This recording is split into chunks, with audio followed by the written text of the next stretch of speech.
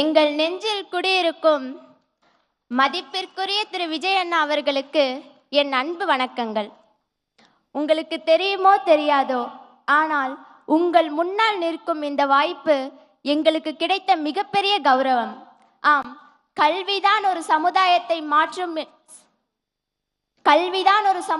மாற்றும் சக்தி என்ற உங்கள் வார்த்தைகளின் மெய்ப்பொருளை இன்றுதான் நான் உண்மையில் உணர்கிறேன்.